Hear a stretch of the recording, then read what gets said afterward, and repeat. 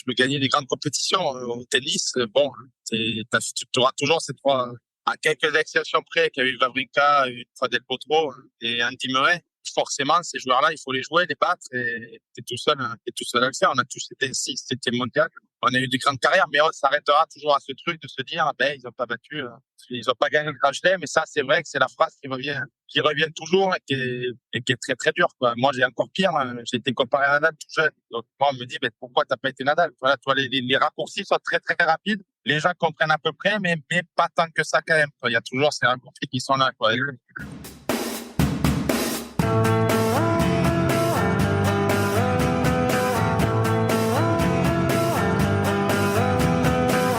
Bonjour à toutes et à tous et bienvenue dans un nouvel épisode du podcast des légendes, un épisode exceptionnel puisque nous accueillons aujourd'hui notre premier joueur de tennis et pas n'importe lequel. Ce virtuose a grandi sous nos yeux, passant du statut de plus grand espoir du tennis français à celui de légende. Le regarder lâcher ses revers à une main procure une sensation proche de l'extase, son jeu est sublime, son palmarès immense, avec plus de 600 victoires et une multitude de records, y compris celui de la remise de grippe la plus rapide. Il se joint à ses compagnons Djokovic, Nadal et Murray, excusez du peu, parmi les plus grands vainqueurs encore en activité sur le circuit, trônant avec aisance au sommet du classement des joueurs français. Richie wins, et cela fait un moment depuis cette couverture à 9 ans, cette victoire à Rome contre Federer ou encore ces 7 gagnants qu'il continue à accumuler et à empiler à l'âge où ses autres potes mousquetaires ont déjà rangé cap et épée pour les remplacer par Tétine et Layette. Il est toujours là, continuant à remporter des tournois et à enchaîner les performances à jamais. Le premier sur le podcast des légendes spécial tennis, notre invité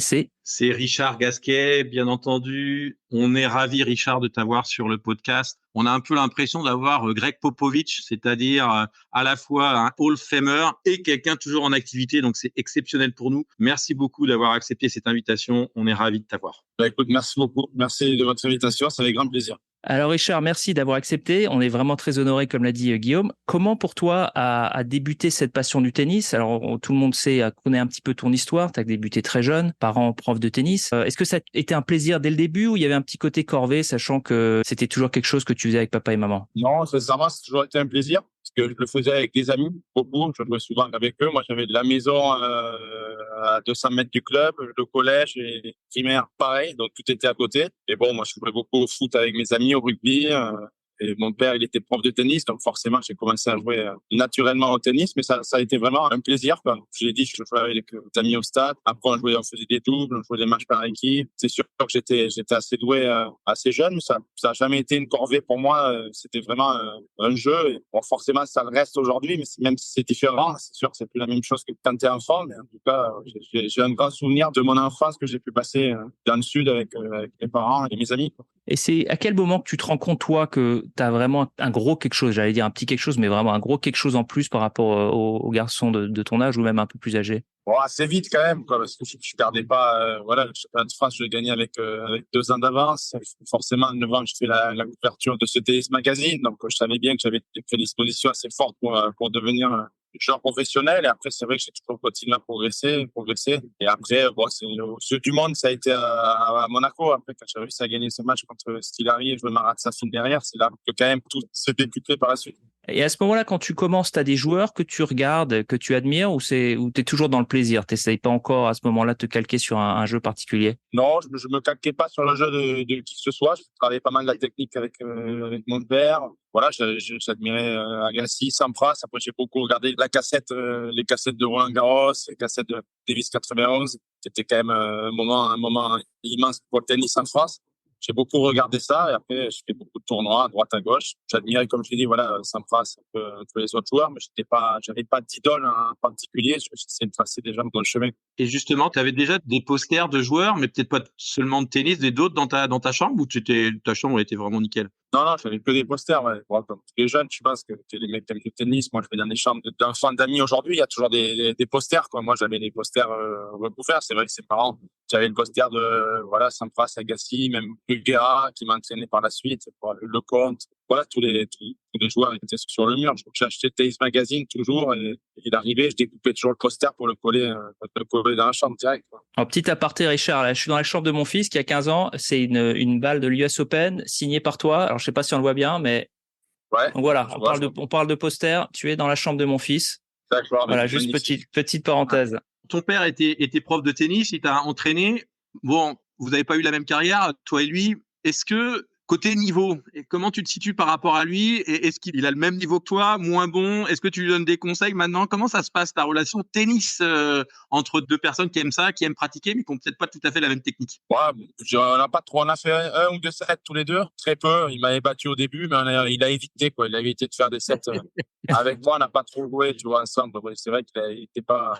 Il se battait, quoi. Il avait pas mal de pugnacité sur le court, la technique. Bon, il a commencé le tennis à 30 ans, je crois. Donc, Oui. forcément, c'est pas évident. Mais après, il avait ce truc-là d'enseigner, voilà, d'apprendre le tennis. C'est pas qu'à moi, aux autres aussi. Et je pense que c'était un truc, voilà, qu'il avait en lui et il a été bon là-dessus. Il a été bon avec moi. Et je pense que, voilà, si je suis là aujourd'hui, c'est grâce à ça, quoi. Dans ta bio, tu parles de la façon dont tu survoles vraiment les matchs juniors. Rapidement, ta réputation commence à dépasser les frontières. Tu deviens rapidement, comme tu dis, il y a cette couverture qui, j'ai l'impression, t'a fait plus de mal qu'autre chose. En tout cas, t'as exposé beaucoup plus tôt ou peut-être beaucoup trop tôt. C'est à quel moment que se fait la bascule dans ta tête où tu dis que ça y est, le tennis, ça va être ta vie? Quand je monte à Paris, quoi, je suis monté vers 15-16 ans à Paris. Voilà, je suis parti du Sud, je suis allé m'entraîner à Roland-Garros. J'habitais voilà, un appart à côté du Parc des Princes avec mes parents. Voilà, là, c'était une autre vie, quoi. Et après, je partais sur les tournois. Et après, j'ai tout de suite très, très bien joué. Quand Monaco est venu 3-4 mois après, là, j'ai su que j'allais faire une carrière de tennisman professionnel et que forcément, il y avait plus d'attentes, plus de pression, ce genre de choses, plus de lumière un peu sur moi aussi. Mais bon, ça s'est quand même bien passé. J'ai assez vite très très bien joué, mais voilà, la bascule s'est fait surtout quand je monte à Paris, que je quitte le Sud, que je vais m'entraîner à Roland-Garros et que surtout que je joue très très bien ce tournoi de Monaco. Paradoxalement, on a beaucoup de fans de Marseille qui ont des accents parisiens. Il y a très peu de fans de Paris qui ont un accent du Sud. Et pourtant, toi, tu es fan de Paris. Donc, c'est lié à cette époque-là? Montpellier d'abord, je dirais, avec voilà, Montpellier au foot, voilà, avec Loulou, j'allais voir de temps en temps, qui était quand même quelqu'un d'extraordinaire. Et après, j'ai eu la chance voilà, à 15 ans, d'habiter juste à côté. J'habitais à 50 mètres du Parc des Princes. C'était à l'époque, avec mon entraîneur, on avait, voilà, Luis Fernandez, Ronaldinho, on avait parlé un petit peu, on avait fait des jeux. Donc, forcément, j'allais le voir jouer, j'allais voir ses matchs, juste à côté, parce que j'habitais juste à côté. Donc, forcément, ça m'a fait aimer le PSG. Après, je suis pas contre Marseille non plus. Quand Marseille gagne, je suis pas du tout le vrai support qui a un club qui déteste l'autre. C'est pas du tout ça. C'est vrai que, comme tu dis, ça serait malvenu de ma part en plus parce que je suis pas parisien de naissance. C'est juste que j'ai quelques beaux souvenirs par rapport à, voilà, à partir au parc avec mon père. Cette rencontre que j'avais avec Ronaldinho, mais je suis pas le supporter numéro un comme un peu entouré. Tu débrouilles d'ailleurs pas mal au foot. On se voit parfois jongler avec la balle. T'aurais pu imaginer une carrière de footeuse si ça avait été un peu moins bon au tennis? Ouais, c'est dur à dire, quoi. C'est dur à dire. Je pense que j'étais quand même plus doué au tennis. Après, j'ai des aptitudes pour le sport, le sport de balle. Je pense que ça, le rugby, voilà, j'ai beaucoup joué jeune aussi. C'est deux sports que j'aurais aimé être professionnel aussi. Après, est-ce que j'en aurais les capacités? Je sais pas, mais après, ouais, dans le tennis, il y a quand même pas mal de joueurs qui jouent pas mal, quoi. Bon, on connaît le frère, le SQD avec son frère, voilà. Joe Tsonga joue bien aussi, je pense pas. On ferait une équipe pas mauvaise, quoi. Il y a des mecs qui ont des aptitudes après être pro de foot, je sais pas. Est-ce que j'en aurais rêvé? Oui, qui ne rêve pas d'être joueur de foot professionnel, c'est sûr, c'est fabuleux. Ce qui est marrant, c'est que c'est un truc qui n'a rien à voir. C'est juste une idée que j'avais eue il y a longtemps, c'était d'organiser des compétitions de sport où tu avais par exemple tous les joueurs de tennis qui affrontaient les joueurs professionnels de foot de l'équipe de France, mais toi les stars de tennis françaises qui affrontaient les stars de foot et l'inverse, c'est-à-dire que les stars de foot jouaient au tennis contre les stars de tennis, pareil sur les autres sports, pour voir un peu comment ça se déroulait entre, parce qu'il y a plein aussi de joueurs de foot qui se disent très bons au tennis. Je suis pas sûr que ça soit aussi le cas. Donc voilà, je trouve que ça aurait été intéressant de faire des multisports entre Français sur des compétitions un peu sympas. Mais voilà, c'est juste un aparté, mais ça s'est jamais plus développé que ça. Non. On pourrait faire ça ville contre ville et on appelle ça interville. Ou Jeux sans frontières. Je crois que tu étais un gros fan de Jeux sans frontières, Richard, donc ça aurait pu être quelque chose. Non, mais écoute, ça serait bien, ouais, faire des. Bon, après, il y a beaucoup de joueurs de foot aiment le tennis. Ouais, les joueurs de tennis, ils aiment le foot. C'est sûr que moi, chaque fois que je vois des joueurs de foot, ils me reconnaissent. Il y a des parallèles à faire. Hein. Voilà, nous, des footeux et des footeux du tennis, quoi.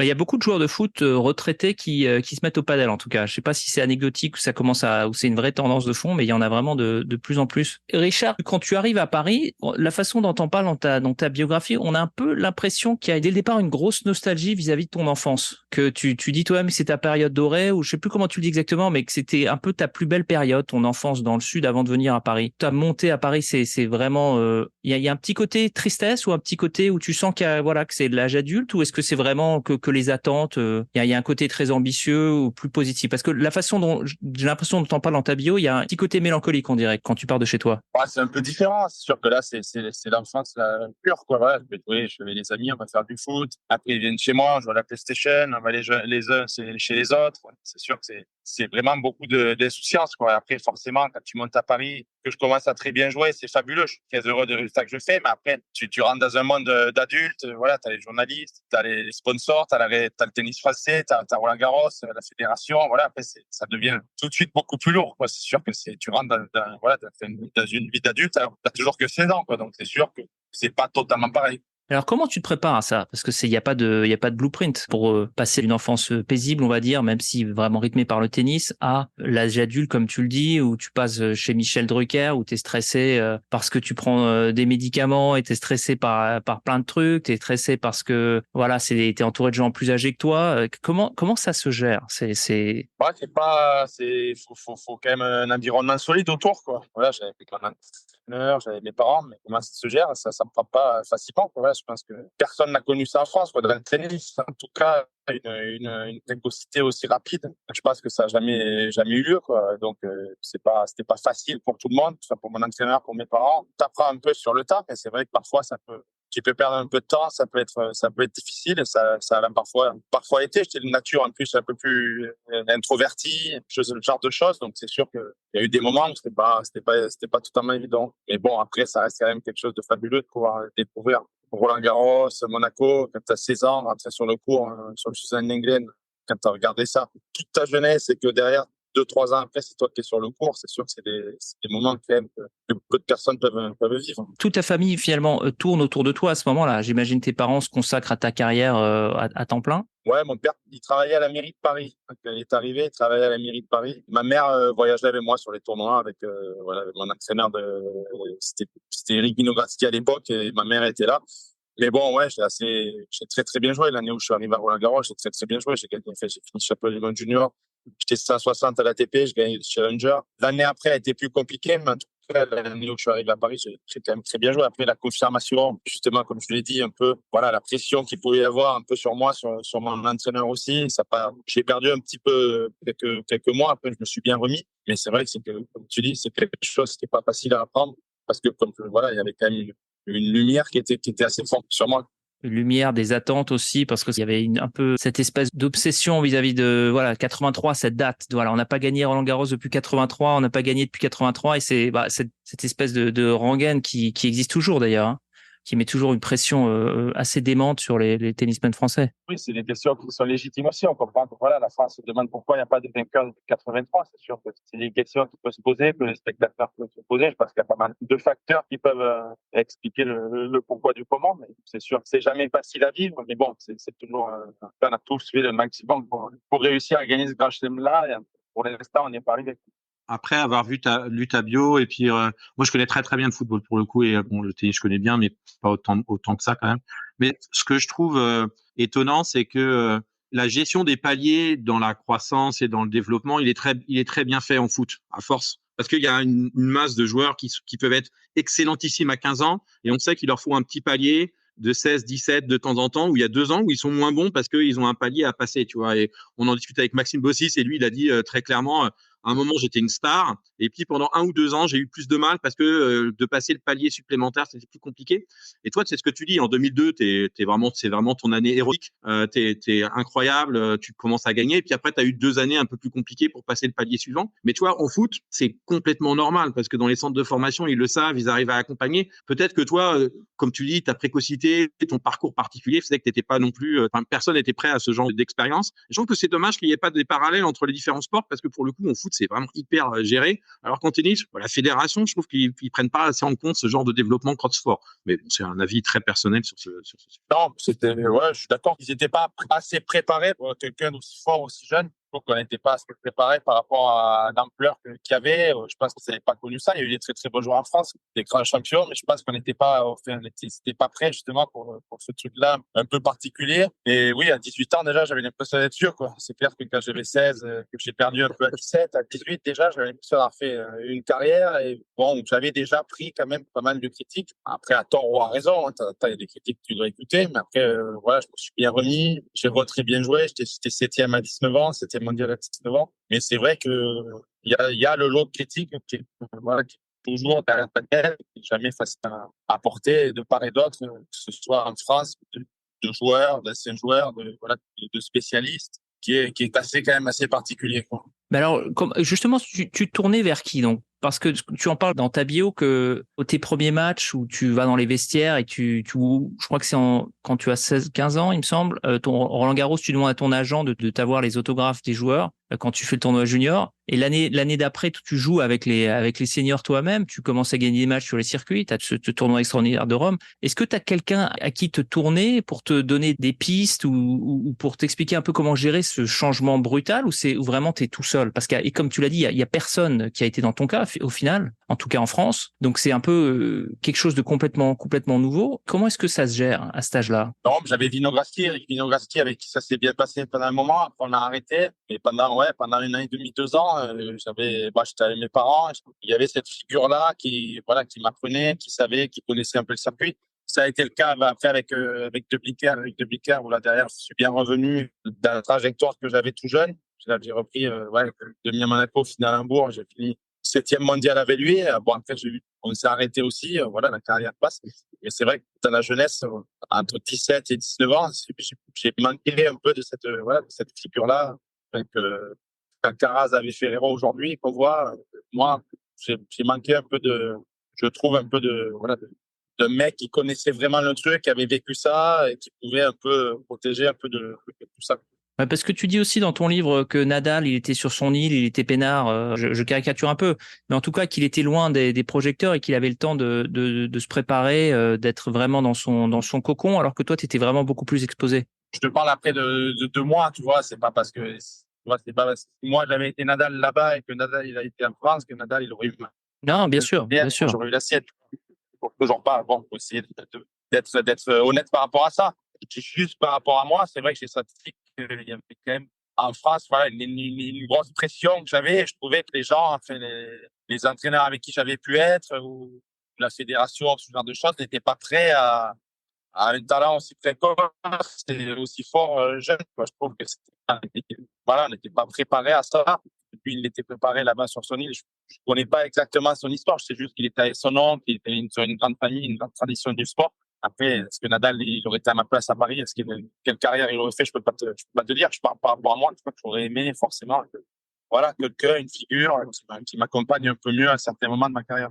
Si tu n'avais pas fait de tennis dans ces moments un peu clutch, qu'est-ce que tu aurais fait? Alors, je sais qu'à un moment dans tes années de doute, après 2002, tu avais même réfléchi à travailler comme journaliste mes matchs, mais c'était plus une idée. Est-ce que tu avais un autre projet quand tu étais plus jeune de carrière? Rien du tout. Sincèrement, je toujours pas m'a posé la question, mais c'est étonnant. Je sais pas combien de fois on m'a posé cette question. Si tu n'étais pas joueur de tennis, qu'est-ce que tu aurais fait? Et sincèrement, j'ai aucune réponse à te donner parce que j'ai toujours été à fond là-dedans. Même tout jeune, j'étais fort tout jeune. Je savais quand même au fond de moi que j'allais avoir une carrière de tennisman professionnel, quoi. Il n'y a pas beaucoup de jeunes il y a eu, Paul-Henri Mathieu qui était fort très jeune. J'ai entendu dire que tu savais que lui, il allait faire une carrière, même à l'étranger. Roger Aliassime, tu sais, qui va faire des carrières quand il est jeune, c'est rêve. Moi, c'était pareil, quoi. Je savais quand même que j'allais jouer à tel niveau. C'est dur à dire, mais que j'allais faire une carrière. Non, mais c'est honnête. Et après, je peux pas te dire ce que j'aurais fait. Ouais. C'est compliqué à dire. J'ai vraiment pas de réponse à te donner. Mais dans le sport. Ouais, c'est clair. Mais en fait, c'est que tu as un profil, même tu vois, par rapport aux 25 sportifs footballeurs de haut niveau qu'on a interrogés, il y en a aucun qui a eu ta précocité. C'est-à-dire que tous, même les meilleurs, ils étaient dans des centres de formation où ils ont eu des galères, où ils n'étaient pas nécessairement le meilleur. Et donc, ils étaient pas en sport-études, mais ils faisaient des études. Tu vois, Loïc Amis, il était peintre. Ouais, bien sûr. Ouais, donc ils avaient des métiers parce que ils étaient obligés de préparer parce que c'était pas sûr qu'ils allaient être sportifs de haut niveau. Donc non, c'est compréhensible. Mais justement, ça montre que toi, tu avais un profil ultra Ouais. différent parce que tu étais déjà très fort. Hein, tu avais déjà des énormes paliers quand tu étais jeune, quoi. Tu avais déjà passé Oui, des moi, j'ai paliers. commencé très jeune. Quand j'ai à 16 ans, 16 ans, je gagnais le premier tour à Monaco, j'étais 160e mondial. Donc, j'étais déjà dans le monde professionnel du tennis, quoi. Alors qu'à 16 ans, dans le foot, ouais, comme tu dis, t'es dans le centre de formation, ce genre de truc. Mais là, au tennis, moi, j'étais déjà dans les pros, quoi. Donc tu commences assez vite à gagner quand même pas mal. J'imagine le prize money à Monaco quand tu gagnes tes premiers matchs doit être sympa. Est-ce que tu gardes la tête froide ou est-ce que tu commences à vriller un peu au niveau, je sais pas, t'achètes une voiture alors que t'as même pas le permis ou est-ce que tu as des achats un peu dingos à ce moment-là? Ouais, j'ai acheté une voiture quand j'avais pas de permis, mais bon, voilà, j'étais 7e mondial à ce moment-là. Donc, forcément, tu peux te permettre Logique. des achats là. Mais après, j'ai jamais été un mec, voilà, d'argent ou penser à ce que j'avais. J'ai jamais eu des envies, stratosphériques, tu vois. Donc, voilà, j'ai toujours vécu plutôt normalement et je savais pas exactement, voilà, combien je gagnais, tu vois. Même, on en parlait par là avec Gaël, tout ça, on savait pas, tu vois, quand t'es jeune, 20, 21, 22, 23, on passait pas du tout à ça, au prize money, à ce qu'on gagnait, on savait, sincèrement, je savais pas rejouer et je savais absolument pas ce que je pouvais gagner. Alors justement, puisque tu parles de Gaël, est-ce que tu as toujours su qu'il y avait d'autres joueurs français qui avaient un peu le même âge que toi, qui étaient dans ton orbite, qui étaient aussi très bons? Moi, j'avais Joe, ouais. Joe, j'ai gagné tout avec lui, voilà, les championnats du monde, championnats d'Europe. Il avait un an de plus. Et on gagnait tout, quoi, tous les deux. Moi, j'étais numéro 1, lui numéro 2. On gagnait toutes les compétitions. Et bon, on s'entraînait, on faisait des matchs. Et je voyais qu'il était pas si loin que ça de moi. À 16 ans, c'est lui qui a gagné le championnat d'Europe. Moi, j'ai perdu. Voilà, donc je savais qu'il était là. Je savais il avait disparu des radars. Voilà, 17, 18 ans, il s'est énormément blessé. Et d'ailleurs, même à la Fédé à l'époque, il commençait à dire, ah, Joe, truc. Enfin, moi, je savais que c'était un monstre qui serait très très fort et d'ailleurs il l'a été très très vite. Bon, ouais, j'étais pas à des années-lumière de lui, quoi. Il jouait déjà très très bien au tennis et voilà, c'était lui surtout. Après Gaël, je l'ai connu un peu plus tard parce que moi j'avais un an d'avance. Lui il jouait avec les 86. Moi, je jouais avec les 85, donc je l'ai vu plus tard. Mais oui, Joe, je savais qu'il ferait une grande carrière. Après, Gilles Simon, c'était plus compliqué à imaginer parce que voilà, il était pas mauvais jeune, mais c'était pas un phénomène non plus. Et après, c'est à force de courage, il a énormément progressé. Mais Joe, je savais très bien que ça serait un grand joueur de tennis. Parce que le public a un peu cette image des quatre mousquetaires, une super bande de potes. Alors j'imagine qu'il y a beaucoup de vrai dans ça et vous entendez très bien. Mais il doit quand même y avoir aussi une bonne compétition plutôt saine où chacun se pousse, ou avec un petit peu de jalousie quand il y en a un qui réussit. Peut-être pas de la jalousie, mais un petit peu de la motivation en tout cas, de voir un autre qui réussit, sachant que vous avez un peu débuté à peu près au même moment. Comment est-ce que ça se gère ça? Est-ce que vous appelez souvent? Vous avez un groupe WhatsApp? Vous vous êtes rapproché avec le temps? Comment vous avez géré vos relations? Ouais, déjà, il y a beaucoup de connexions entre nous quand même, parce qu'on a été tous les quatre pendant longtemps, on nous appelait les mousquetaires, voilà, on a joué la Coupe Davis, on a quand même une vraie connexion entre nous. Après, comme tu dis, le tennis a été un sport individuel. Forcément, c'est sain, quoi. C'est une compétition qui est saine. Quand l'autre il gagne, tu te dis, ben, écoute, pourquoi pas moi de progresser, moi d'être meilleur. Quand l'autre il est en demi-grand chelem, tu te dis, merde, c'est pas moi, j'aimerais bien l'être, j'aimerais bien faire pareil. Voilà, c'est le tennis, quoi. Le sport, c'est un truc de compétition. Quand l'autre est devant, t'as envie de le rattraper. C'est la vie, ça, c'est très sain. Mais après, il y a toujours eu quand même, voilà, de l'amitié, que ce soit avec Gilles, avec Gaël et Joe. On s'est quand même côtoyé toutes ces années. On a eu beaucoup d'adversité aussi au niveau mondial. Ça n'a pas été facile. Mais après, ça a été, voilà, une compétition saine. Quand ton ami fait mieux, tu as envie de le rattraper, c'est normal. Dans ta bio, qui est honnêtement hyper honnête, je trouve, notamment dans la relation avec les autres, où tu es assez franc sur ce que tu penses des autres. Donc, et notamment, tu es assez franc quand de temps en temps tes potes t'ont un peu déçu sur des moments de ta vie où ils n'ont pas été là, ou etc. En revanche, et c'est une question peut-être un peu méchante, Richard, je suis désolé. Ouais, Est-ce que tu regrettes des choses que tu leur as fait à eux? Parce que tu l'as pas dit dans ton livre, t'as jamais dit, oh putain, je leur ai fait un bon coup de pute, mais bon bah je suis désolé pour ça. Alors que eux, ils t'en ont fait quelques-uns et tu leur as un peu dit, ouais putain, vous étiez vraiment des petits bâtards de m'avoir fait ces coups de pute. Est-ce que toi, tu regrettes des trucs que t'as fait à Joe ou à Gaël ou à Gilles sur des moments où t'as pas été hyper sympa, quoi? non, rien que je me souvienne, sincèrement, je ne dis pas ça Non, voilà, non, ouais. pour me lancer des fleurs ou quoi, mais rien de fou. On s'est toujours bien entendu. Moi, j'ai jamais eu de problème avec eux. Et sincèrement, c'est des amis, quoi. Encore plus aujourd'hui. Voilà, le tennis, c'est fini. Donc, je pense qu'on passera quand même des moments par la suite ensemble. Après, comme tu l'as dit, c'était une compétition. Voilà, parfois on se jouait. C'est toujours spécial. Hein. Le tennis, t'es amis, t'es là, tu vas dîner ensemble. Et le lendemain, tu joues, quoi. C'est quand même spécial comme truc. Et après, sur toutes les années qu'on a pu faire, sur toutes les Coupes Davis qu'on a eues ensemble, on a quand même des souvenirs qui sont beaux. Et je suis assez fier quand même d'avoir pu les partager avec. Alors le souvenir le plus dingo justement avec cette bande de mousquetaires, c'est la Coupe Davis, c'est d'autres, je sais pas, vous vous retrouvez dans un hôtel miteux pour un tour de Coupe Davis contre une nation improbable, c'est quoi les souvenirs les plus fous quand tu les revisites? Bon, c'est surtout les Coupes Davis, voilà. C'est surtout les Coupes Davis parce que ça a décuplé les choses. Voilà, qu'on a pu jouer à Roland-Garros, qu'on a pu jouer la finale à Lille, 2 finales à Lille, les soirées qu'on a pu faire, même d'avoir rencontre, tout après, voilà, les débriefs qu'on a pu avoir. C'est là où tu vois les gens quand même, parce que là, on était quand même dans des grosses adversités, il y avait des matchs difficiles, donc on s'est quand même beaucoup rapprochés dans ces moments-là et on a surtout des beaux souvenirs, voilà, de discussions qu'on a pu avoir dans les chambres, avant le match, digérer des victoires. Donc, il y a eu beaucoup d'émotions partagées avec eux et c'est surtout sur la Coupe Davis qui était quand même une autre sphère par rapport à d'autres tournois, quoi. Tu disais que tu étais en compétition, bien sûr, logiquement en tennis, parce que, comme tu dis, le lendemain, tu dois l'affronter, la semaine d'après, tu dois l'affronter, etc. Est-ce que vous êtes en compétition sur d'autres événements Est-ce que, par exemple, aux cartes, en jeux vidéo, vous vous affrontez aussi et vous êtes compétitif autant? Ouais, beaucoup, ouais, beaucoup. C'est différent, ça. Tu perds aux cartes ou à la PlayStation. Bon, forcément, ça va pas, je vais passer moins longtemps que quand je perds un huitième d'un grand chelem. Mais bon, oui, c'est sûr que je joue aux cartes un petit peu, beaucoup de PlayStation. Surtout, on a beaucoup joué à FIFA, ce genre de choses. Ouais, Gaël était assez compétitif par rapport à ça. Il était dur à battre sur beaucoup de choses. Mais oui, on a bien rigolé, quoi. C'est clair, il y a eu beaucoup de parties de PlayStation, surtout en télévision. Quelle équipe tu prends quand tu joues à FIFA? Bon, ça dépendait des années, quoi. Au début, c'était PES. Je me souviens, on a beaucoup joué à Ah, PES. bien sûr, PES. C'était très, très jeune. Il y avait l'Inter de Milan, là. Je me souviens, on jouait beaucoup avec ça. Il y avait Adriano, Recoba, là. Je me souviens. C'était des joueurs qui allaient très vite. Après, le PSG, pas mal. Gaël jouait beaucoup avec le Real. Mais après, moi, j'ai perdu un peu mon niveau, là. Les FIFA, après, ça progresse et tout. Tout ça, j'ai commencé à prendre quelques tolls un petit peu et c'est sûr que ça me faisait pas plaisir. J'ai battu 15 fois de suite Michel, une fois. Un soir, 15 fois de suite. Battu. Ouais. Je crois que Et on avait joué de l'argent d'ailleurs. Mais il a été gracieux. La 15e partie m'a laissé gagner parce que l'addition commençait à être vraiment salée. Je t'en remercie, Guillaume. Mais c'était il y a quelques années, ouais, effectivement. Je prenais toujours Arsenal, tout le temps gagné, tout le temps gagné. Mais bon, ouais, je comprends effectivement, tu peux perdre assez vite. Mais bon, tu as un désavantage par rapport à tes collègues. Toi, tu as un vrai travail encore. Donc, effectivement, tu es censé bosser. Alors que les autres, bon, à part Gaël, mais les autres, bon, ils peuvent jouer, s'entraîner pour essayer de te battre pour la prochaine fois. C'est assez le problème. C'est ça. Je dois encore un peu jouer.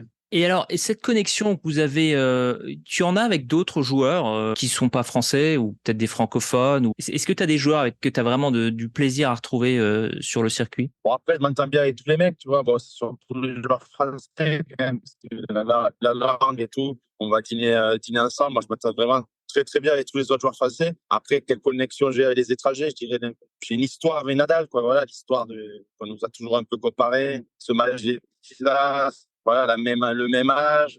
Bon, après, l'histoire n'a pas duré.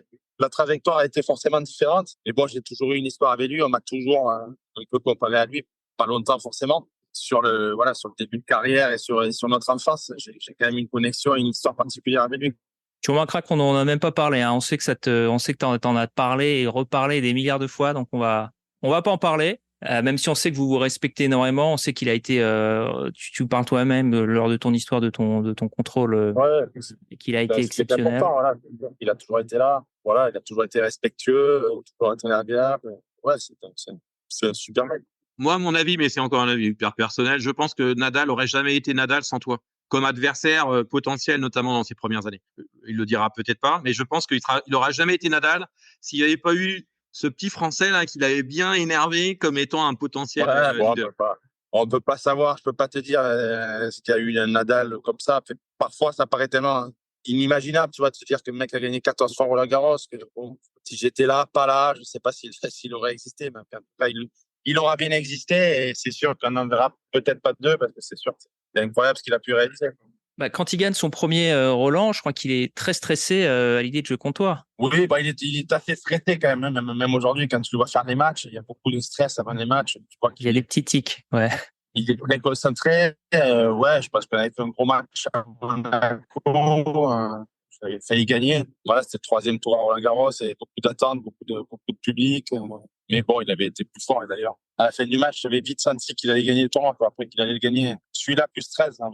Ça, j'aurais pas imaginé. Mais en tout cas, celui-là, je voyais déjà qu'il était au-dessus des autres. Je pense qu'il va falloir des décennies avant de se prendre vraiment compte de l'ampleur de cette génération. Que ce soit Djokovic, que ce soit Nadal, que ce soit Federer. Parce que là, on est encore en plein dedans et on estime que c'est presque normal. Mais je pense dans 20 ans, les gens se tourneront sur le livre des records et tous ces palmarès. Je pense que les gens ont du mal à y croire. Ouais, moi, j'ai du mal à y croire. Hein. Voilà, forcément, quand tu penses les mecs, ils gagnent tout le temps. 1er janvier au 15 novembre, ils gagnaient tous les Masters 1000, ils gagnaient tous les Grands Chelems, ils étaient toujours en demi. Il y avait rarement de blessures, à part un peu Rafa de temps en temps. La fait qu'à Roland-Garros arrivait, il n'y avait pas de blessures. À part le dernier qu'il a dû jouer l'an passé, oui, c'est des monstres de constance, voilà, de réussite, de performance. C'est ça qui est assez énorme, quoi, parce que on n'a jamais connu ça, quoi. 22 Grands Chelems, c'est des choses qui sont incroyables. C'est un peu la dureté du tennis. Comme c'est un sport hyper individuel, c'est que en foot, tu peux dire la même chose en disant, ouais, t'as eu Messi et Ronaldo en même temps,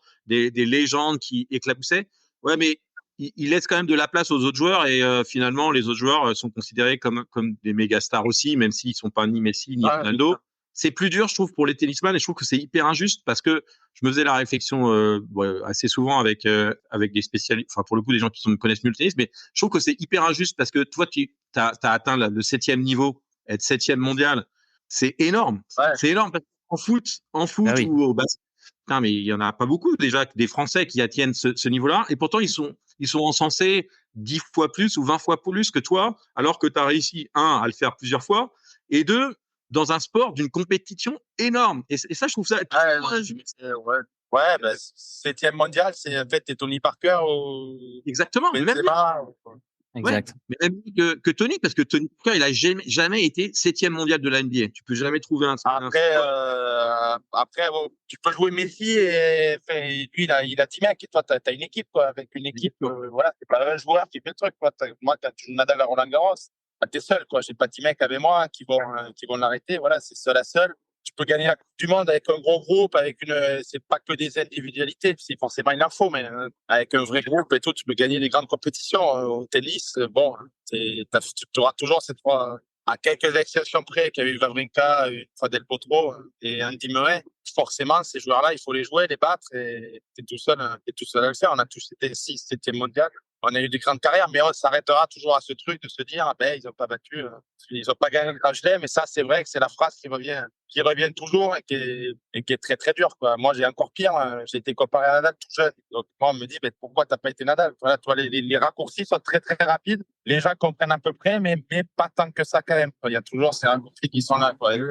C'est comme dire un joueur français qui était bon en U13 et qui a joué contre l'équipe d'Argentine scolaire et qui a battu Messi. Pourquoi est-ce qu'il n'est pas Ballon d'Or? C'est un peu le même ordre d'idée, quoi. C'est un délire. C'est un délire quand tu connais les paliers, le fait que évidemment tu peux. Moi, je trouve que justement, je faisais le rapprochement. Je pense que toi, Richard, t'es un des seuls qui avait dans le sport français, qui avait ce niveau-là aussi jeune et qui a réussi à le sublimer. Parce que en foot, on interroge tous les anciennes légendes et ils disent tous qu'ils n'étaient pas le meilleur de leur équipe. Mais pourtant, ils ont réussi parce qu'il y a eu de la chance, parce qu'ils ont monté des paliers à être en équipe de France. Mais ils disent, ah bah non, mais un tel, c'était une star. Bon, il s'est blessé. Ah ouais, mais un tel, bon, je sais pas, il a brillé à un moment donné. Et pas la volonté, ouais. Et pas la volonté. Toi, t'es le seul à avoir eu la claque. Dans ce truc-là, de dire, Nadal, il a gagné, Pierre, Djokovic, et les Français n'ont pas gagné depuis Yannick Noah. Voilà, bon, c'est pourquoi pas aussi, pourquoi pas. Tous les trucs se tiennent, tous les débats peuvent sont sans fin, tout peut se dire. Ce que je sais, en tout cas, c'est que la génération, pour le faire, était d'une brutalité qui était immense. Voilà. C'était très, très dur. Peut-être qu'avant 2005, je pense qu'il y avait beaucoup plus de possibilités de le faire. Après, à nous d'être meilleurs aussi. Voilà, le débat, c'est ça qui est beau dans le sport, c'est que tu peux avoir des débats sans fin et voilà, et des avis qui divergent. C'est ça qui fait la beauté du sport, c'est que tout le monde peut parler. Alors justement, discussion café du commerce, je vais te poser une question qui est complètement débile, mais Je Ouais. préviens. Est-ce que tu penses que si Noah avait joué avec les mecs de ta génération, il aurait gagné Roland-Garros? Ah, ça, c'est toujours la question. Non, je pense qu'il n'aurait pas gagné Roland Garros avec Nadal qui a gagné 15 fois. Non, non, je te réponds non, parce que l'autre, il a gagné 14 fois. Ouais. Ça aurait été Ça compliqué, laisse pas de place pour beaucoup de monde. Ouais. mais après, Et l'inverse, Richard. Est-ce que toi, tu l'aurais gagné en 83? je dis pas ça non plus. Je dis, j'aurais eu plus de chances de gagner un grand chelem s'il n'y avait pas ces phénomènes. Mais il y en avait à l'époque. Il y a eu Borg, il y a eu McEnroe. Là, il y en a eu trois. Voilà. Les trois qui étaient là tout le temps. Tu vois, qui étaient là. À l'époque, tu avais Sampras Agassi qui étaient des monstres. Mais bon, à Roland-Garros, c'était pas totalement le cas. Ouais, sur gazon, il y en avait un ou deux qui étaient moins, que tu pouvais ne pas retrouver. Eux, ils étaient là, mais toutes les surfaces, tout le temps. Tu pouvais aller en finale. Au moins, tu pouvais aller en finale. Et voilà, C'était tu pouvais jouer. Après, chaque génération a eu ses immenses champions. Donc, je ne dis pas que je faisais partie de ces joueurs-là. Tu dis juste il y a eu des trous sur certains grands chelems où il y a eu des mecs, des finalistes qu'il y a eu rarement sur l'époque où j'ai été. Après, c'était un tel joueur, c'était un tel mental, c'était un tel charisme, c'était une telle volonté qu'il aurait fait son trou dans une génération aussi, dans une autre génération aussi, parce que c'était un immense joueur. Après, est-ce que tu me dis, est-ce qu'il aurait gagné Roland Garros? Bon, ça me paraît compliqué quand il y en a un qui gagne 14 fois, quoi. Alors justement, on parlait des joueurs un peu plus jeunes. Donc toi, évidemment, tu survolais toutes les catégories de jeunes. Mais est-ce que tu as un autre joueur qui t'impressionnait, où tu t'es dit, lui, ça va être une future star, et qui, au contraire, ça a été un flop total, et inversement, un autre joueur qui tu trouvais plutôt mauvais en junior et qui a eu une très belle carrière? Ouais, ça se voyait déjà jeune, ça se voyait. Ouais. Il y avait Nadal qui était là, il y avait Thomas Berdych qui était très fort, Baghdatis qui était très très fort à mon âge. Eux, je savais que ça allait être des grands joueurs.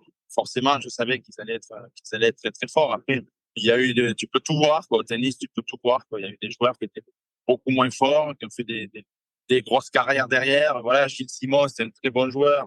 Mais si tu me dis qu'à 18 ans, il va être 6e mondial, qu'il fait 50, 60, pas aucun problème, tu vois. Mais c'est ça qui est beau, quoi. Tu peux être très fort jeune, tu peux te développer plus tard, les capacités physiques, mentales, tennistiques, la confiance.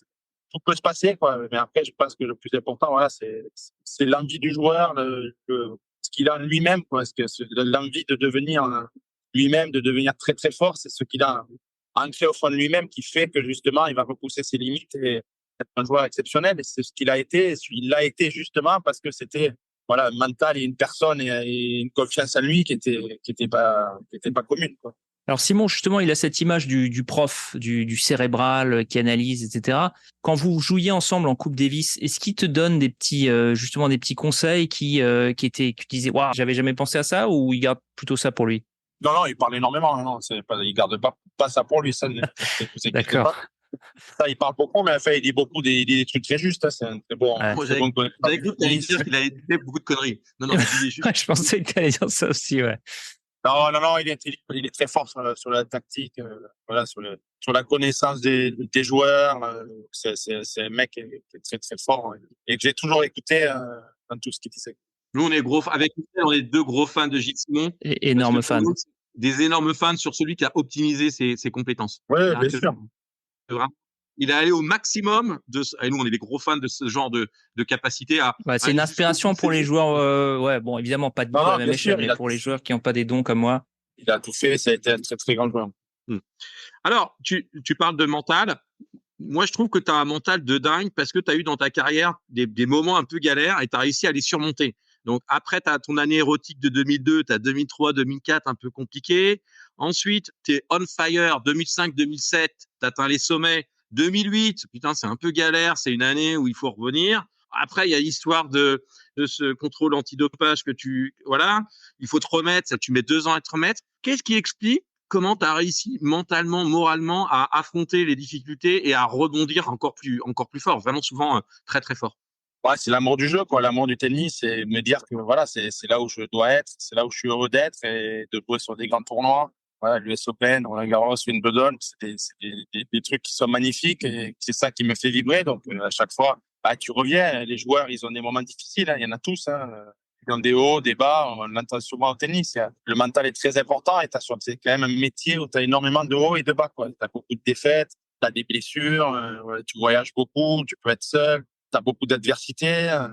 voilà, c'est un métier les émotions sont vraiment très très fortes dans un sens ou dans l'autre. C'est ça je sais pas s'il y a voilà, il y a des métiers où forcément il y a la même chose. Mais c'est vrai qu'au tennis, le moral est très très important. Donc j'ai essayé de revenir, voilà, tout simplement. Je fais des plages dures, mais justement les meilleurs, ils essayent de s'en sortir, d'essayer de progresser, même quand tu perds.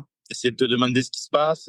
Voilà, tu apprends beaucoup au tennis, tu apprends beaucoup sur toi-même aussi, parce que c'est un truc où justement, tu dois toujours te remettre en question, tu dois toujours essayer de progresser, tu dois toujours essayer d'être meilleur, plus fort que l'autre. Voilà, c'est quand même un sport qui demande beaucoup d'aptitude mentale, justement, pour revenir parfois du bas et essayer d'aller vers le haut. Les préparateurs mentaux parlent souvent d'une happy place, d'une espèce d'image positive pour se calmer ou pour un peu booster son mental. Est-ce que toi, tu as une happy place à ce moment-là? Tu te rappelles d'un match en particulier où tu étais extraordinaire, où tu te dis je peux retourner à ce match, je peux retourner à ce niveau, ou est-ce que c'est plus organique? Ouais, il y a eu quelques matchs. Voilà, Federer à Monaco, Roddick à Wimbledon, j'ai gagné 8-6 au cinquième, je crois. Et je sentais que j'ai fait plus de 100 coups gagnants. Voilà, il y a eu des matchs où t'es au top, tu sens que tu peux pas faire de faute. Après, forcément, il y a quelques joueurs qui l'ont connu. Mais bon, dans ta carrière, tu le connais pas non plus. Donc, souvent, il y a plus de matchs où c'est dur de se sortir, où il faut gagner pour être au tour suivant. Ça, c'est plus la norme. Mais c'est vrai que les grands matchs avec le grand public, où tu donnes tout et tu sens que t'es au top, c'est sûr que ça se compte sur le doigt d'une main. Tu les revis mentalement, ces matchs, pour te motiver? Bah oui, bien sûr, tu les revis toujours. Après, c'est la confiance, ouais, c'est le sport, quoi. Ouais, mais tout un gagné, un tennis, c'est un peu pareil. Mais après, les meilleurs, c'est les plus téméraires qui se remettent en question, qui repartent, même après une défaite, qui sont toujours confiants, toujours positifs. C'est eux qui arrivent souvent au bout après. Mais c'est vrai que je repense très souvent au grand match que j'ai pu faire. Ça me remplit toujours de bonheur et j'essaie d'être le plus positif possible, justement, pour essayer de gagner et d'être le meilleur sur le court. Tu parles de confiance. Et je pense, mais je me trompe peut-être, que tu as une énorme confiance en toi quand même. Mais dans ta bio, ça transpire pas nécessairement cette confiance en toi, parce que tu parles beaucoup de tes doutes, etc. Mais je pense quand même que tu as une énorme confiance en toi. Est-ce que c'est vrai ou au contraire, tu doutes souvent de toi? J'ai un peu les deux, quoi. Je dirais que j'ai un peu les deux. J'ai confiance à moi, à mon tennis, à mon talent, voilà, au match que j'ai pu gagner. Et après, dans ma jeunesse, je pense que j'aurais pu avoir plus ce côté que certains joueurs ont. Ils ont beaucoup de confiance en eux, ça se voit, tu vois, ça se voit. Moi, ça se voit pas. C'est plus caché, quoi, on va dire, quoi. Tu vois, tu te dis pas quand tu me vois sur le terrain, peut-être ce mec qui transpire la confiance ou voilà, pas l'arrogance. Parce que le tennis, c'est pas ce que je veux dire. Il y a des mecs où tu vois qu'ils ont ça en eux, c'est naturel. Moi, c'est pas le cas. Voilà, j'ai confiance en moi intérieurement, mais après, ça ne transpire pas forcément tu le vois pas forcément. Alors justement là-dessus, il y avait une vidéo, je crois que c'était pour Roland Garros de l'année dernière, on voyait Nadal et Ruud s'entraîner dans les vestiaires. Tu vois Nadal qui bouge comme un ouf, l'œil du tigre, le regard noir, et tu vois Ruud qui le regarde, a l'air clairement intimidé, et puis tout le monde, je crois que c'était McEnroe qui commentait pour la télé américaine, qui disait bon bah ok, le match est déjà terminé, on voit déjà que Nadal l'a gagné. Est-ce que toi, t'es du genre, t'es neutre? Est-ce que tu as tendance à essayer d'intimider tes adversaires s'ils sont un peu plus jeunes? Est-ce que toi, tu te laissais intimider quand tu étais plus jeune? Parce que nous, les fans, on sait pas du tout ce qui se passe dans le vestiaire. On sait pas si vous vous parlez, on sait pas si vous vous évitez. Comment est-ce que j'imagine c'est une partie énorme de l'aspect de préparation d'un match. Tu te situes où, toi? Non, j'essaie de faire mon truc, quoi, de bien m'échauffer, d'être prêt sur le court, de pas être intimidé. Oui, c'est toujours un grand joueur, mais après, tu peux le dire. Mais après, il y a le niveau aussi, hein, tu vois, Ruud, bon, il peut faire tout de trop, avant le match, regarder Nadal avec un regard de tueur, il va quand même prendre 3 sets, hein. Ouais, faut aussi être, faut pas voir que, tiens, parce qu'il a pas fait un saut, l'autre, il a fait 3 sauts. S'il fait le contraire, il ne met pas quand même, Ah, tu bien vois, sûr. le jeu a fait après que, voilà, qui joue comme il joue, il va gagner. C'est pas que son mental, c'est aussi le talent qu'il a, le physique, tu vois, c'est beaucoup de choses. Après, moi, comme un juillet, plutôt normal, j'essaie de me battre, de faire avec moi-même déjà, de me dire, voilà, si tu te bats jusqu'au bout, il faut tout donner, il faut être positif. J'essaye déjà de faire ça. Après, avant le match, non, je suis normal, mais après, c'est vrai qu'il y a des joueurs, enfin, Nadal, en tout cas, est très, très exubérant, mais bon, après, il gagne par son niveau, quoi. Il gagne pas parce qu'il a fait 3 sauts dans le vestiaire. Ah, bien sûr. Est-ce qu'il y a justement des petites putes, pardonne my French, hein, comme on dit, mais est-ce qu'il y a des mecs vraiment dans le vestiaire qui se comportent de manière vraiment exécrable pour essayer d'avoir ce petit edge psychologique? Pas du tout, sincèrement, pas du tout. Il y a pas les mecs sont plutôt normaux, là. Aujourd'hui, il y a pas de, c'est moi, mon niveau, les mecs sont plutôt bien élevés, les mecs sont, bon, aujourd'hui, Il y a quelques joueurs là un petit peu entre eux, on a vu un petit peu Kyrgios Tsitsipas. Entre eux, il y avait quelques frictions, mais en tout cas, moi, avec les mecs que j'ai pu jouer toutes ces années, j'ai jamais eu de problème avec qui que ce soit. Après, chacun peut gagner, c'est une compétition, tu ne pas juste au bout pour gagner, mais ça a toujours été dans les termes normaux, quoi.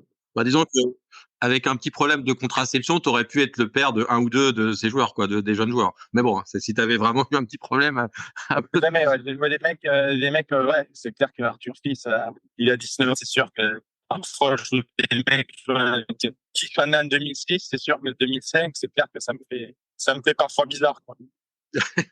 Est-ce que justement tu parles de vestiaires? Est-ce qu'il y a des vestiaires dans certains tournois où tu dis mais c'est pas possible, ils sont dégueulasses?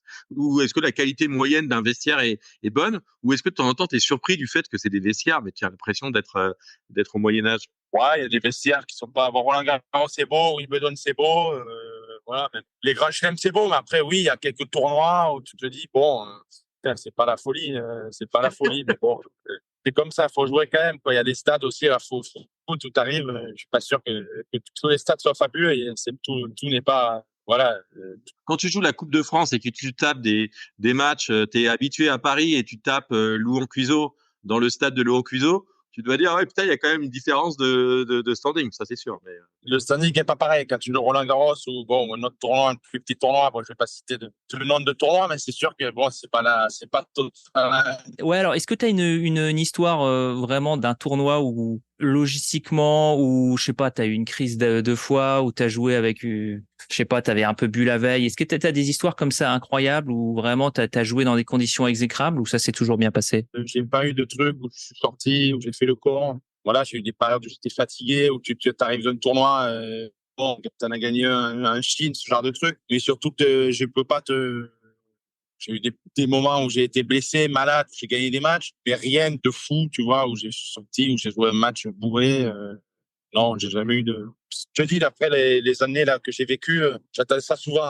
Yannick fait ce genre d'époque là, tu vois, où il y avait ça, où les mecs étaient un peu plus, ils sortaient un peu plus, ils se rejoignaient. Voilà, le lendemain il y avait des matchs. Moi, sincèrement, l'ère que j'ai connue, je vois quand même très très peu de choses comme ça. Je vois quand même un monde très très professionnalisé où il y a quand même beaucoup de sérieux, quoi. en revanche, tu as fait des tournois à peu près de partout dans le monde. C'est quoi ta ville préférée? Celle vraiment où tu kiffes quand tu y vas? Et c'est laquelle où tu dis, oh ouais, non, mais franchement, tu vas vraiment à reculons en disant, ouais, putain, non, pas Gstaad ou je sais pas quelle ville où tu dis, ah, non, ça va être compliqué. Non, mais sur le circuit, on a la chance quand même d'avoir des beaux tournois, quoi. Moi, je suis heureux. Voilà, quand je suis en Australie, c'est pas Melbourne, c'est génial. Là, il y a l'US Open New York, c'est fabuleux. Voilà, Paris, ça reste quand même la plus belle ville du monde pour moi, quoi. Même en état français, avoir voyagé un peu partout, je trouve quand même que c'est magnifique. Après, quand tu vas à Rome, c'est beau. En Asie, même à Tokyo, t'as des super moments. Shanghai, il y a des trucs à voir. Voilà, il y a on a la chance quand même au tennis d'avoir pu voyager, d'avoir fait des belles villes, des beaux tournois, d'avoir vu des spectateurs, d'avoir vu des cultures différentes. C'est vrai que c'est une chance. Ouais, je suis très heureux de ce que j'ai pu vivre grâce au tennis, quoi. Et tu as le temps de visiter un petit peu quand tu joues ces tournois ou tu es très focus juste sur tes matchs? Pas énorme. Je te dis, le soir, on sort un peu pour aller au resto. Voilà, c'est le seul truc qu'on fait. Après la journée, tu t'entraînes. Après, tu as le trafic pour rentrer à l'hôtel. Quand tu à l'hôtel, tu es un peu fatigué quand même, donc tu te reposes. Ouais, il y a quand même très peu de moments que tu prends pour visiter. Tu vois, ça reste quand même, c'est pas des vacances. Et après, dès que tu as perdu, tu pars, quoi. Ouais, voilà. Chaque fois que j'ai perdu un match, ça m'arrivait une heure après d'être dans l'avion et de partir direct parce que tu restes pas, parce que c'est un autre tournoi. Voilà, moi, souvent à Shanghai, j'ai perdu. Avec je perdais, je prenais le vol de 23 heures, quoi. Ah, wow. Ah ouais. Et alors, juste pour les néophytes que nous sommes, comment ça se passe au niveau logistique? Tu as toute une équipe qui te... Parce que là, par exemple, le billet d'avion. Ton billet d'avion, tu as un billet changeable, tu peux prendre quand tu veux. Tu as toute une équipe qui s'occupe de ça. Est-ce que c'est les tournois qui vous donnent les hôtels? C'est toi qui dois les trouver? Comment ça se passe tout ça? Ouais, c'est Julien, là, moi, entraîneur et agent, là, qui fait ça. Voilà, ben, ouais, souvent mes parents ou moi pour les billets d'avion. Et après, ouais, c'est une logistique, hein. C'est sûr que c'est une grosse logistique parce que tu sais quand tu vas partir, tu sais jamais quand tu vas revenir. Donc, oui, tu prends des billets modifiables. L'hôtel, c'est pareil. Tu perds. Là, par exemple, j'ai perdu. On a réfléchi pour aller à Winston-Salem. Est-ce qu'on prend l'avion, la voiture? On est en voiture là. Après, tu tu réserves l'avion pour aller à New York, l'hôtel. Ouais, c'est une grosse logistique. Hein. C'est clair qu'il y a tellement de voyages. Et encore, je trouve que c'est encore plus dur de voyager qu'avant. Aujourd'hui, il y a beaucoup de monde dans les avions, les aéroports, moins de vols. Tout ça, c'est beaucoup plus cher qu'à l'époque. Les hôtels, pareil. Je trouve que ça a changé énormément par rapport à ça. Et c'est vrai que c'est une grosse logistique, joueur de tennis, parce que ouais, tu prends tellement d'avions, tellement d'hôtels, tellement de moyens de transport que ouais, il faut que ça soit assez cadré, quoi. Ouais, est-ce que t'es pas un frequent traveler parmi les top 10 de certaines compagnies aériennes? Est-ce que t'es pas vraiment le niveau le plus élevé dans le ranking de voyageurs pour certaines compagnies aériennes?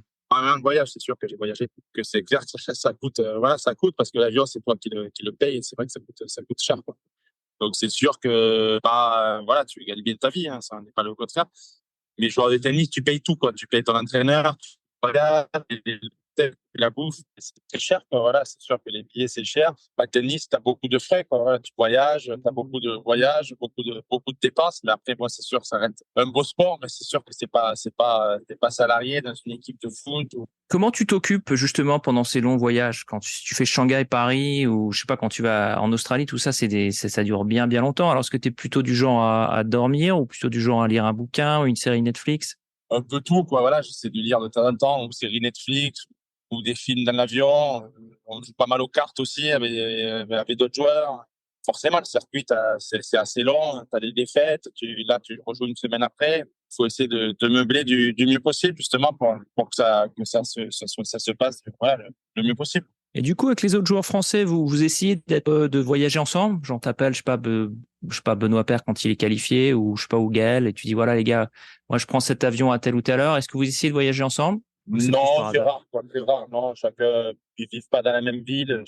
Voilà, c'est assez rare qu'on voyage ensemble. Ça peut arriver pour aller en Australie. Mais bon, c'est assez rare. Après, on essaie de dîner ensemble. Oui, de temps en temps, un tournoi. Après, pour ce qui est du voyage, c'est assez rare. Toi, c'est quoi ton top 3 des meilleures séries que t'as vues? Cette année, je sais pas trop, là. J'ai vu Fauda, là. Fauda, c'était pas mal, mais je sais pas si c'est pas bien de cette année. C'est stressant, hein. Oula, moi, je peux plus, là. C'est trop stressant. J'ai arrêté de regarder, moi. Je pouvais pas. Après, qu'est-ce que j'ai vu dernièrement, là? Je sais pas trop. Ça, je l'ai vu. Ça m'a pris pas mal de temps.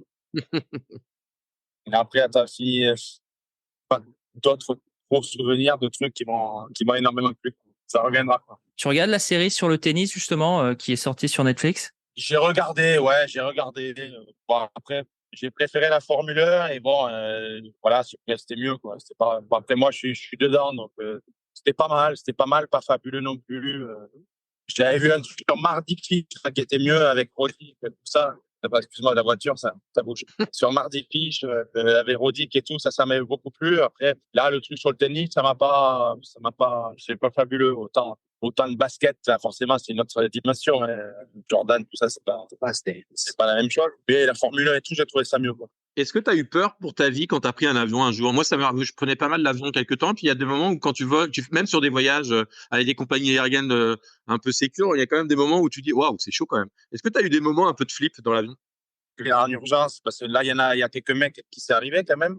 Et moi, non, j'ai eu beaucoup voilà, ça bougeait, de face en haut, ça bougeait, non, un assis sur des grandes peurs, non, j'ai pas eu. Moi, je me souviens d'avoir pris un vol une fois en Inde. Enfin, c'était pour aller en Inde, c'était Singapour-Inde. Et effectivement, ça bougeait comme ça. Bon, c'est impressionnant. Ouais, ça bouge, ouais. J'ai eu 45 Indiens qui se sont mis à prier en criant, en priant. Et c'est ça qui m'a fait flipper. C'est pas tant le fait que ça bougeait comme ça, mais t'as 45 mecs dont la moitié qui se mettent à terre et qui commencent à prier. Et là, ça m'a un peu impressionné. Franchement, j'ai difficilement impressionnable dans l'avion, mais là, ça m'a fait flipper de voir ça. Alors que c'était normal. Mais bon, c'est une anecdote personnelle. Ouais, c'est marrant, mais c'est pas drôle. Mais c'est vrai que de temps en temps, dans l'avion, il y a un moment où tu flippes un petit peu. Alors, on parlait de la Coupe Davis avant. Cette victoire 2017, ça fait partie de tes plus grands souvenirs de joueur de tennis? Oui, forcément, c'est clair, c'était fabuleux. Tu fais déjà que c'était à Lille et qu'il y avait du monde, quoi. C'était plein. Il y avait 25, je sais pas combien de personnes. C'était incroyable. Le monde. Et t'as beaucoup, je crois que tu as beaucoup critiqué la nouvelle formule. Est-ce que tu penses qu'un jour, on va revoir la Coupe Davis telle qu'elle était? Pas comme avant. Après, c'est sûr, c'était plus beau, quoi. Jouer à la maison, jouer à l'étranger, c'était beau, c'était fabuleux. Mais bon, au niveau calendrier, c'était aussi très, très difficile. Hein. Faut pas oublier qu'il y avait beaucoup de mecs qui l'ont critiqué. C'est pire qu'avant, mais bon, voilà. Est-ce qu'on peut pas trouver un juste milieu?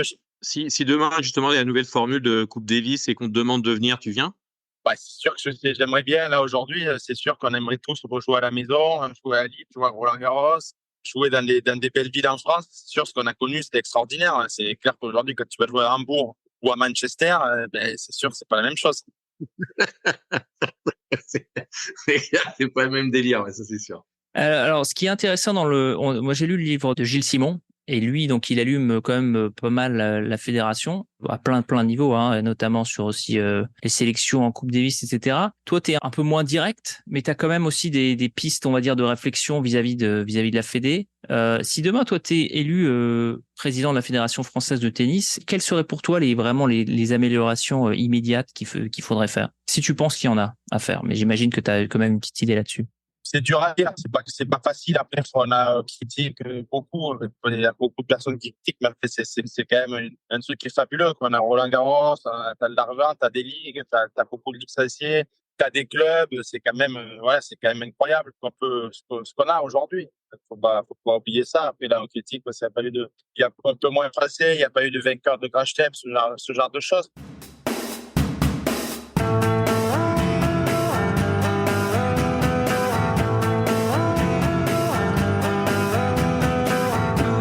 C'est la fin de ce premier volet consacré à l'extraordinaire Richard Gasquet. On se retrouve la semaine prochaine pour un deuxième épisode qui sera tout aussi passionnant, peut-être même plus encore, je vous le promets. Vous pouvez nous retrouver sur les réseaux sociaux ou sur notre site web pour trouver des vidéos, des articles et plein de goodies. www.lepodcastdeslégendes.com. On se retrouve la semaine prochaine avec le petit prodige du tennis français Richard Gasquet. Merci à toutes et à tous de votre fidélité au podcast des légendes.